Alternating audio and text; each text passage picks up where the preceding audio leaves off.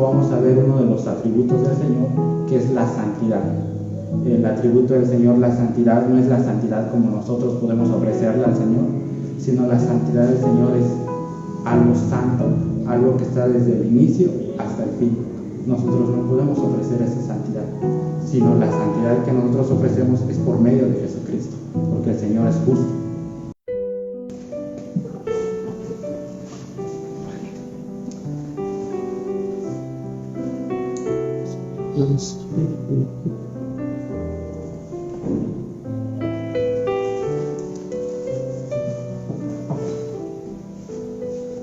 Buenas tardes, hermanos y hermanas.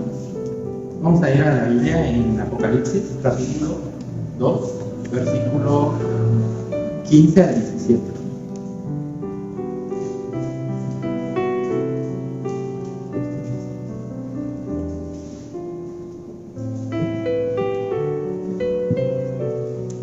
Vamos a dar inicio con una oración para poner todo en las manos de Dios. Padre Santo que estás en el cielo, en el nombre santo y poderoso del Señor Jesús. Te doy gracias, Señor, por lo que tú haces, Padre Santo. Gracias, Señor, por tu soberanía, Padre Santo. Como lo decía Charles Spurgeon, Señor, la soberanía es una almohada para el creyente, Señor, en tiempos de angustia, Padre Santo. Te doy gracias, Señor, y que descansemos, Padre Santo, y que toda, Señor, toda prédica, Padre Santo, y que todo lo que hablemos, Señor, en este púlpito, Padre Santo, descanse en tu palabra, Señor. Que sea así, Padre Santo, toma el control, Señor, y toma el control de los corazones de mis hermanos aquí presentes, Señor.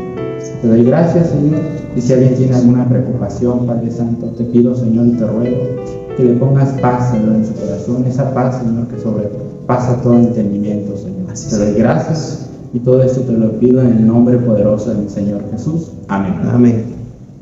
Vamos a dar inicio. El tema se llama el error que Cristo aborrece, el arrepentimiento que Cristo exige y la recompensa que Cristo promete a su iglesia.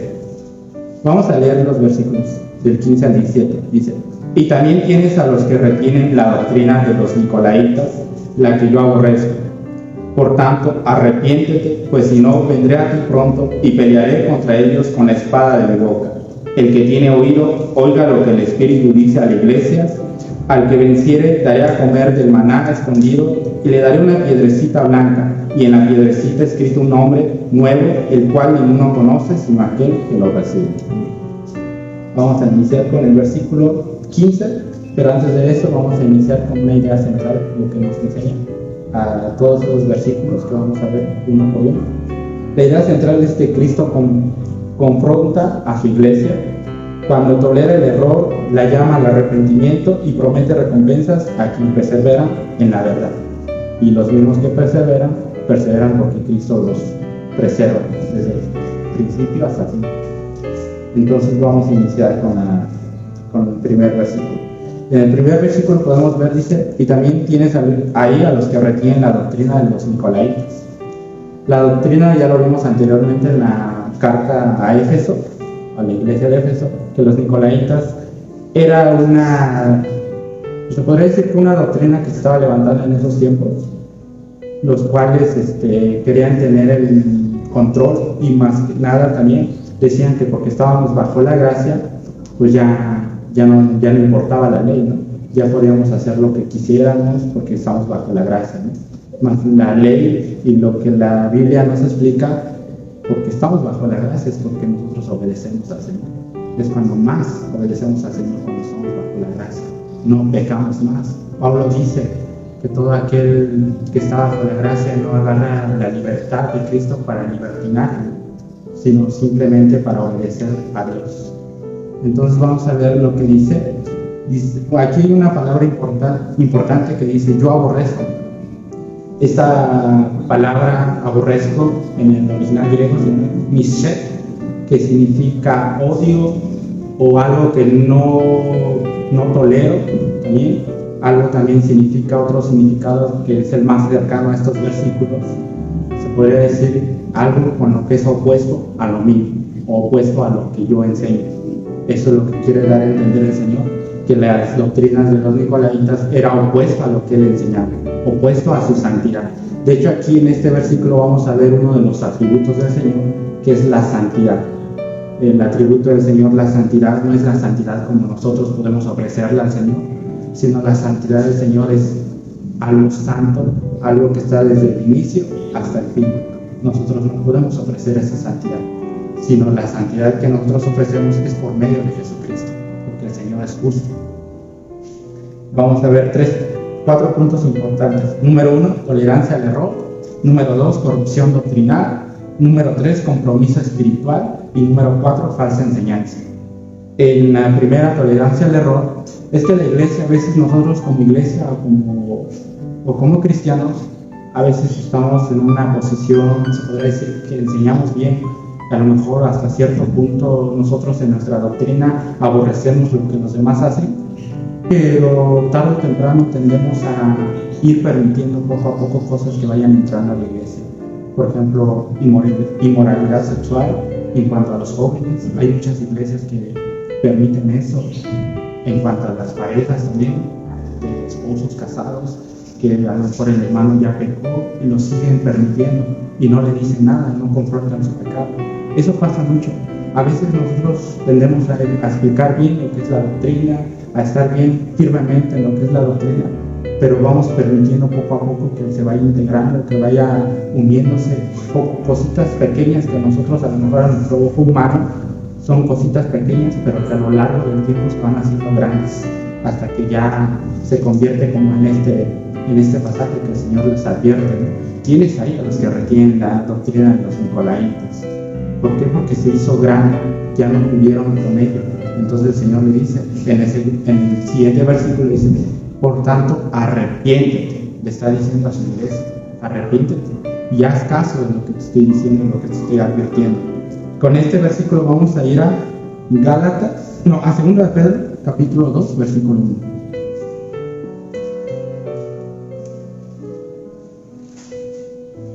Aquí en 2 de Pedro, capítulo 2, versículo 1 dice, pero hubo también falsos profetas entre el pueblo, como habrá entre vosotros falsos maestros, que introducirán encubiertamente herejías destructoras, y aún negarán al Señor que los rescató, atrayendo sobre sí mismos destrucción repentina. Eso es lo que está pasando aquí. Se estaban levantando falsos maestros desde adentro, no desde afuera. De hecho, a veces lo que más daña a una iglesia es los problemas de adentro, no tanto los de afuera. De hecho, hay una frase igual de Charles Spurgeon que dice que la iglesia no corre peligro cuando es perseguida, cuando está en persecución, sino corre peligro cuando sus siervos son admirados. Es cuando corre peligro una iglesia, cuando sus siervos son admirados. ¿Por qué? Porque empiezan a darle más importancia al que está enfrente o al que predica, que a darle importancia a la palabra de Dios o al mismo Dios.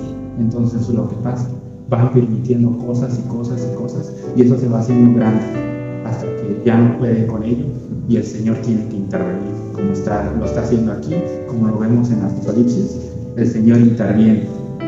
Aquí hay 2 puntos importantes. Tanto el Señor dice que va, la que yo aborrezco, aquí en el siguiente versículo dice, por tanto arrepiéntete, pues si no, vendré a ti pronto y pelearé contra ellos con la espada de mi boca. En este versículo podemos ver que el Señor les dice arrepiéntete. Aquí podemos ver un atributo más del Señor, que es la misericordia. Aquí el Señor les está diciendo a su iglesia, arrepiéntense. ¿Por qué? Porque si no, vendré pronto. El vendré pronto no es de su segunda venida, sino históricamente el Señor va interviniendo en cada iglesia, en cada tiempo. ¿Para qué? Para que sus siervos perseveren en la salvación. Algo importante también que quiero analizar y apuntar en una aplicación, en el primer versículo, antes de pasar completamente al segundo versículo, vamos a ver que dice, no debemos acostumbrarnos a convivir con aquello que Cristo rechaza. Cuando una iglesia se acostumbra a convivir con lo que Cristo rechaza, tiende a caer. ¿Por qué? Porque nosotros no somos fuertes, nosotros somos débiles, nosotros no somos como el Señor Jesús. Nuestro Señor Jesús nos enseñó que Él fue fuerte, Él pudo resistir a la tentación. De hecho, la más grande tentación que Él recibió fue en la oración del Getsemaní, cuando estaba a punto de ser entregado. Le dijo al Señor: Señor, si quieres que esta copa pase de mí, que pase. Eso era su carne, la que estaba pidiendo. Pero luego el Espíritu dijo: no se haga mi voluntad, sí. Aquí ahí podemos ver un punto importante. Nosotros no somos igual que Jesucristo. Nosotros sí podemos caer en tentaciones. Nosotros sí podemos permitir errores dentro de la iglesia. Por eso es que siempre debemos estar nobles. Por eso es que siempre debemos estar contritos y humillados ante el Señor, para decirle: Señor, estoy bien, estoy haciendo las cosas bien. Eso es lo que el Señor verdaderamente quiso enseñarle a su iglesia de Pérgamo, que ellos estuvieran siempre humillados. Porque como lo vimos en los versículos anteriores, el Señor los felicitó, ¿no? Están bien, o sea, están dando testimonio de mí. Es más, hasta están afuera en la calle, dan testimonio de mí. Pero ¿qué estaba pasando? Que el problema no era afuera. A veces nosotros como cristianos podemos dar testimonio, un buen testimonio afuera, pero en nuestra vida espiritual, en nuestra vida privada, podemos estar cayendo en tentaciones. Podemos estar cayendo en cosas que el Señor rechaza profundamente. Y eso es lo importante, que el testimonio que demos afuera también sea el mismo testimonio que le demos al Señor en nuestra intimidad. Cuando el Señor exige que nosotros seamos santos, no es porque nosotros podamos, sino es porque nosotros debemos estar humillados siempre, diciéndole: Señor, ayúdame, Señor, no puedo, Señor, esta tentación es más grande de lo que yo puedo soportar. Y ahí entra lo que Santiago dijo, que no hay ninguna tentación que venga más grande de lo que tú puedas soportar, y junto con ella está la salida que el Señor ofrece. ¿Por qué? Porque la salida está cuando nosotros oramos, cuando nosotros nos humillamos al Señor. En cuanto el versículo 16 dice: por tanto, arrepiéntete, pues si no, vendré pronto a ti y pelearé contra ellos con la espada de mi boca. Aquí el Señor está diciendo: arrepiéntense, vuélvanse de sus malos hábitos, vuélvanse de sus malas costumbres y vuelvan a hacer lo bueno dentro de la intimidad. Afuera ya están dando testimonio de que son mis hijos, afuera ya están dando testimonio de que son cristianos, pero en tu intimidad no estás dando testimonio conmigo de que eres cristiano. En tu vida íntima, el Señor está diciendo a la iglesia de Pérgamo: en tu vida íntima me estás rechazando con lo que estás haciendo, con lo que estás permitiendo dentro de la iglesia. Una iglesia puede dar buen testimonio afuera, pero puede estar bien mal adentro. ¿Por qué? Porque el Señor exige que la santidad sea hacia adentro y hacia afuera, no solamente afuera, sino adentro. Por tanto, arrepiéntete, Señor, si no, vendré a ti pronto. Esta expresión, vendré a ti pronto, no es de su segunda venida, sino es que el Señor iba a intervenir en ese momento. Históricamente lo podemos ver. El Señor interviene siempre está interviniendo cuando su pueblo se desvía, cuando su pueblo ya está por algo malo, cuando su pueblo ya está permitiendo que están pasando cosas malas. El Señor empieza a intervenir. Históricamente, muchos predicadores, muchos analistas dicen que esto no significa su segunda venida, sino significa que el Señor intervino en la historia. Y lo podemos ver con la iglesia de Pérgamo, la iglesia de Éfeso, perdón. La iglesia de Éfeso dejó de existir en los años posteriores. ¿Por qué? Porque no hizo caso de lo que el Señor les advirtió. Lo mismo está diciendo el Señor a la iglesia de Pérgamo: arrepiéntete. Algo importante pasamos, dice: y pelearé contra ellos con la espada de mi boca. El Señor no le está diciendo: pelearé contra ti, contra mis elegidos. Pelearé contra aquellos falsos maestros que se están levantando. Y con eso están corrompiendo a mi iglesia, a mi amada, a mi esposa. El Señor siempre le habla a la iglesia como su esposa, como su amada.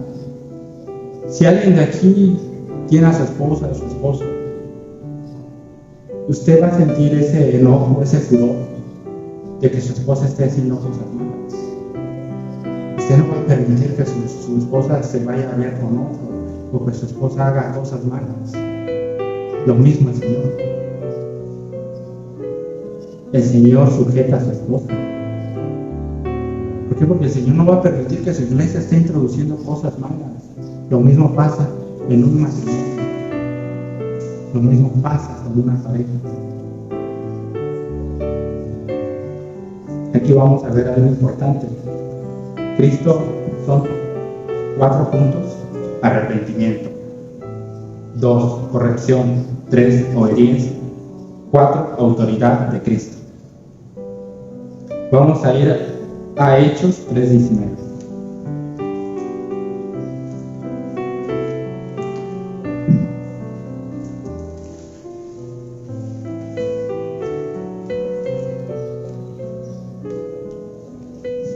Dice: así que arrepentíos y convertíos para que sean borrados vuestros pecados, para que vengan de la presencia del Señor tiempos de refrigerio. Aquí Pedro exhorta a los que escuchaban, y no solamente les dice arrepiéntanse, les está diciendo conviértanse. El arrepentimiento lleva a la conversión. Son 2 puntos importantes. Lo mismo tiene que ver con lo que está pasando en la iglesia de Pérgamo. Arrepiéntete, pero también conviértete de tus malos hábitos. No solamente tengas ese sufrimiento en tu carne o en tu corazón de que, estoy haciendo cosas malas, hice esto, y solamente eso, pero no procedes a hacer o a cambiar esos hábitos, o no procedes a hacer un cambio en lo que estás viviendo. No solamente se queda en el remordimiento, se queda en el convertimiento, que tú conviertas esos malos hábitos en buenos hábitos. Aquí vamos a ver que la verdad es la que transforma. ¿Y cuál es la verdad? La doctrina que dejó nuestro Señor Jesucristo. Si la palabra nos enseña algo, lo que los padres o los apóstoles enseñaron, la iglesia no iba a poder cambiar los cimientos que ya estaban establecidos. Y no solamente de los apóstoles, sino del Señor Jesús. Y no solamente del Señor Jesús, sino desde el Antiguo Testamento venían esos cimientos que el Señor venía poniendo. Poco a poco venía poniendo. ¿Por qué? Porque el Señor quiere que su iglesia sea una iglesia pura, sin mancha, sin magia. Que sea una iglesia que lo glorifique a Él en su máximo esplendor. Aquí vamos a ver una aplicación al día de hoy. La verdad bíblica no fue dada solamente para informar nuestra mente, sino para transformar nuestra vida.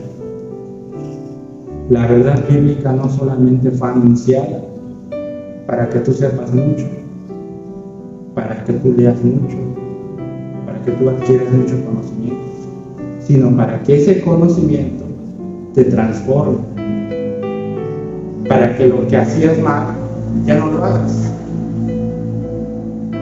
Aquí vamos a ver igual, y creo que este es de los puntos más importantes, cuando el Señor le dice a la iglesia que vendré y pelearé con ellos con la espada de mi boca.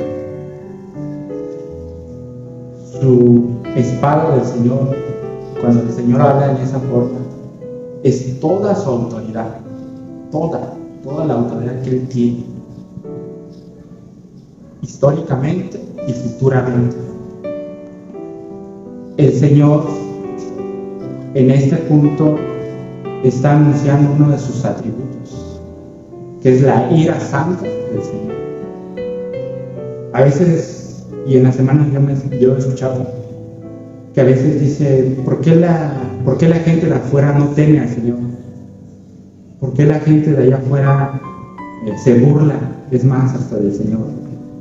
¿Por qué? Porque no conocen al Señor.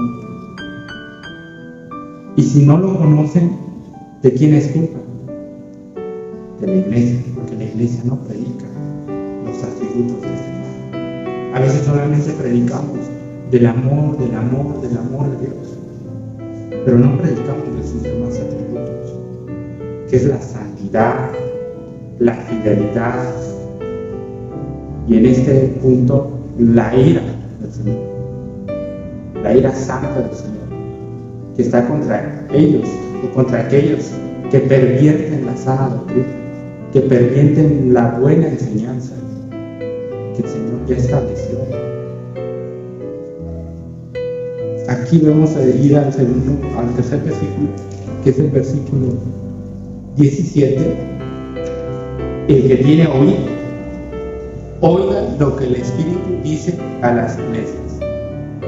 Aquí me voy a parar tantito porque aquí el Señor está aclarando a las iglesias, no solamente a Pérgamo, no solamente a esta iglesia. El Señor está diciendo a las iglesias, a todas las que escuchen este mensaje, tienen que hacer lo mismo. Si tú ves que tu hermano peca, si tú ves que tu hermano está cayendo en un pecado, tú no vas a hacer lo mismo que tu hermano está haciendo. Tú vas a ir a decirle a tu hermano, hermano, usted está haciendo algo malo que no está bien visto por los ojos de Dios. ¿Por qué? Porque ese es el amor que muestra el Señor. Esa es su compasión, esa es su misericordia. Lo mismo el Señor, el mensaje de la iglesia es para misericordia, para sus elegidos. Así como lo vimos en el mensaje de Éfeso, en el mensaje de Esmirna, en el mensaje ahorita de Pérgamo, estamos viendo que el Señor está anunciando su verdad, está anunciando lo que Él quiere. Y aquí vamos a ver un punto importante, dice: al que venciere, daré a comer del maná escondido. Aquí en el maná escondido vemos que en el Antiguo Testamento el maná fue una comida para el pueblo judío, una comida que los judíos comían. De hecho, ahorita para reforzar esta aplicación, vamos a ir a Juan, al Evangelio de Juan, capítulo 6, versículo 48 al 51.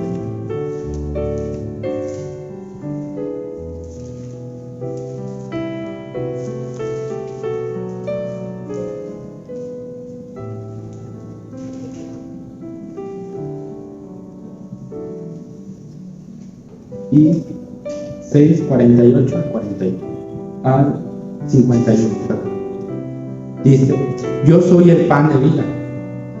Vuestros padres comieron el maná en el desierto y murieron. Este es el pan que desciende del cielo para que el que de él come no muera. Yo soy el pan vivo que descendió del cielo. Si alguno comiere de este pan, vivirá para siempre. Y el pan que yo daré es mi carne, la cual yo daré por la vida del mundo.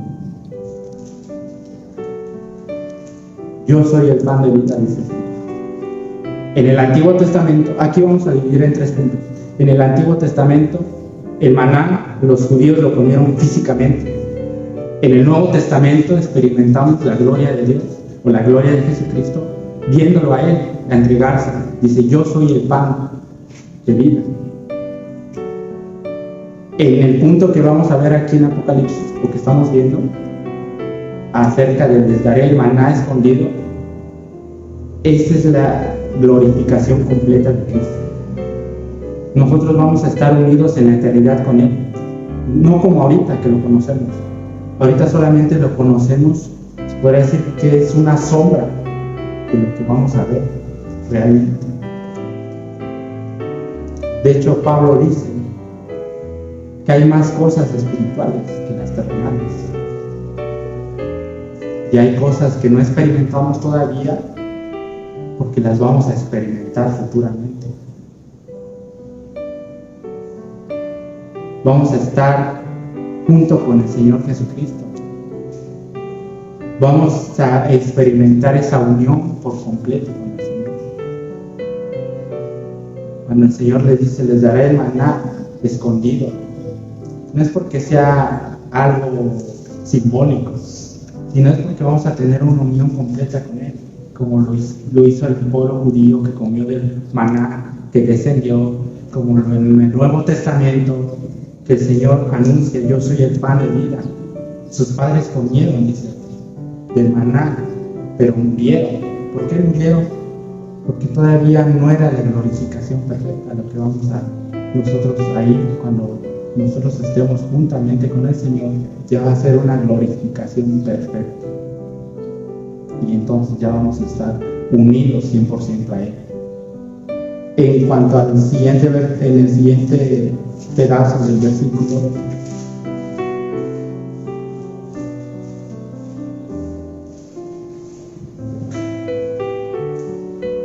dice: y le daré una piedrecita blanca, y en la piedrecita escrito un nombre. Esta piedrecita blanca, históricamente, para entender por qué el Señor anuncia: si le daré una piedrecita blanca. En la piedrecita blanca antes era una piedrecita que se podría decir era como para elegir al que iba a gobernar. Eso era lo que se les daba a las personas, para que en esa piedrecita ellos pusieran el nombre de quienes querían que gobernaran, o con quienes con ellos se podría decir que se identificaban. O sea, con los que se identificaban, con ellos votaban, o hacia ellos era su voto. Eso significa esta piedrecita blanca. Pero más adelante el Señor no solamente se queda en esto, dice: les daré esta piedrecita blanca, y en la piedrecita escrito un nombre nuevo. Aquí significa una identidad nueva en el Señor, no como ahorita, sino en la eternidad.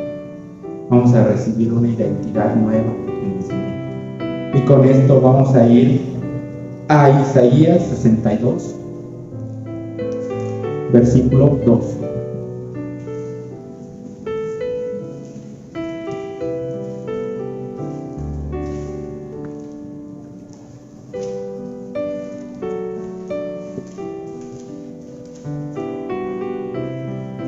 Isaías capítulo 62, versículo 2.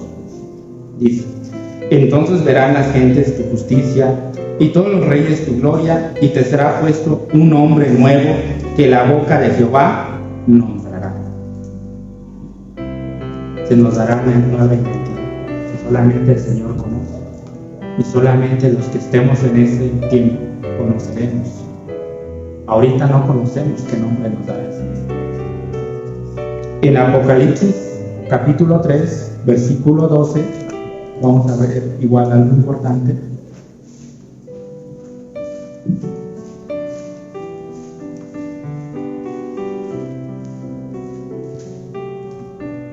Apocalipsis capítulo 3, versículo 12. Dice: al que venciere, yo lo haré columna en el templo de mi Dios, y nunca más saldrá de ahí, y escribiré sobre él el nombre de mi Dios y el nombre de la ciudad de mi Dios, la nueva Jerusalén, la cual desciende del cielo de mi Dios, y mi nombre nuevo. También el Señor tiene un nombre nuevo, pero eso es punto y aparte. Pero a nosotros se nos dará un nombre nuevo.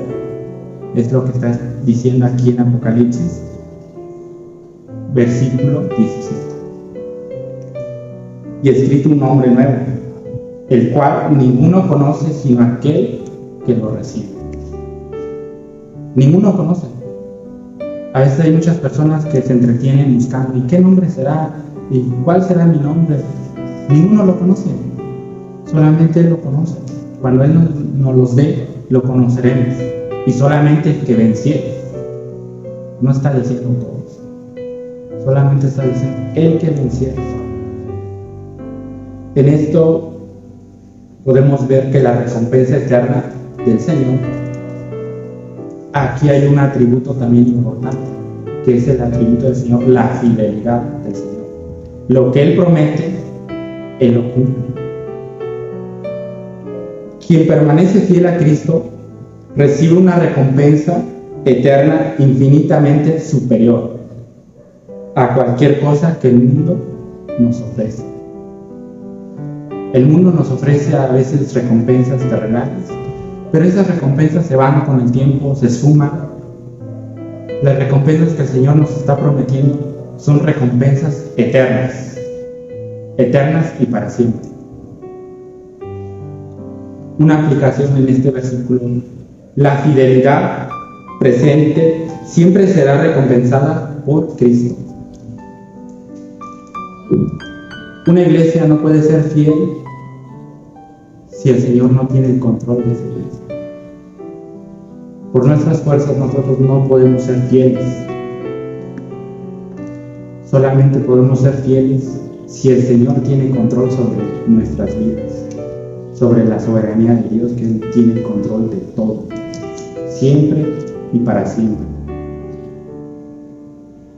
En esto, hermanos, podemos ver que el Señor, al mensaje de Pérgamo, el mensaje de esta iglesia, podemos ver que el Señor muestra que Él es santo, y de su atributo de santidad se abren muchísimos más atributos del Señor. El eje central a este mensaje a la iglesia, y a veces nos preguntaremos, ¿cómo lo recibió esa iglesia en ese tiempo? ¿Cómo lo recibieron los hermanos de ese tiempo? Este mensaje, ¿cómo lo entendieron ellos? Lo que sí podemos saber, y con exactitud, que el Señor es santo y su santidad no deja mezclarse con algo que Él aborrece. Por cuanto Él es santo, su santidad exige santidad. El Señor no te puede ordenar algo que Él no es. Es como un padre de familia, un padre de hogar. Si el padre siempre se levanta temprano, el padre se va a trabajar, el padre hace lo correcto, ese padre no le va a exigir a su hijo otra cosa más que lo que él hace. Le va a decir que sea disciplinado, que haga las cosas como se deben de hacer, y si las vas a hacer, hazlas bien, y si no, mejor no las hagas. Lo mismo pasa con el Señor. El Señor es un Padre ejemplar. Desde su palabra en todo, desde el principio hasta el fin, podemos ver que Dios es un Dios ejemplar, que Dios exige algo porque Él ya lo hizo. ¿Y cómo lo hizo? Con nuestro Señor Jesucristo. Y con esto podemos concluir, hermanos, la iglesia vencedora. Cristo sigue examinando a su iglesia. No solamente observa nuestras obras, también observa nuestra doctrina, de obediencia y fidelidad. Una pregunta importante, pregunta número 1, dice: ¿estoy tolerando algo que Cristo rechaza? Pregunta número 2, ¿estoy dispuesto a arrepentirme? Pregunta número 3, ¿vivo para recompensas temporales o para promesas eternas? La iglesia verdadera, hermanos, no es la que nunca falla, es la que escucha la voz de Cristo y permanece fiel. Esa es la iglesia del Señor. No es una iglesia que nunca falla, es una iglesia que escucha la voz del Señor, se arrepiente, se vuelve de sus malos hábitos y se entrega completamente al Señor. Eso es todo. Vamos a ponernos de pie ahora. Padre Santo que estás en el cielo, en el nombre santo y poderoso de mi Señor Jesús, te doy gracias, Señor, por lo que haces, por lo que tú has hecho, Señor, por tu control, Padre Santo, por tu soberanía, Señor, por tu fidelidad, Padre Santo, que muestras ante hombres pecadores, Señor, ante hombres, Señor, que somos miserables, Señor, que a veces, Señor, pues no podemos hacer lo bueno, Señor, pero tú nos ayudas, Señor. Tú eres el fiel compañero, Señor, que cada cristiano, cada hermano, cada hermana, Señor, tiene en su caminar, Señor. Que aquel, Señor, que apoya en todo momento, Señor. Te pido, Padre Santo, que nos cuides, que nos guardes, Señor, que nos guardes de las tentaciones, Señor. A mis hermanos, a mis hermanas, Señor. Guárdalos, Padre Santo, en esta semana, Señor. Ayúdalos, Padre Santo. Ayúdalos, Señor, a estar siempre, Señor, en armonía contigo, Padre Santo. a permanecer fieles, Señor, en lo que tú nos enseñas, en lo que tú, Señor, escribiste en nuestros corazones, Padre Santo, tu ley. Padre, te doy gracias, Señor, y te pido, Padre Santo, no solamente, Señor, por los que estamos aquí, Señor, sino también, Señor, por los que están afuera, Señor, por aquellos, Señor, que han de ser salvos, Padre Santo. También condúcelos, Señor, a tu verdad, Padre Santo. También te pido, Señor, por aquellos que son misioneros, Padre Santo, aquellos predicadores, Padre Santo, que se desvelan, Señor, que a lo mejor hacen lo imposible, Padre Santo, pero sabemos, Señor, que tú pones el querer como el hacer, Padre Santo. Dentro de tu voluntad, Señor, te pido, Señor, que los cuides, los guíes, Señor, que los fortalezcas, Padre Santo. Te doy gracias y todo esto te lo pido en el nombre poderoso de mi Señor Jesús. Amén y amén.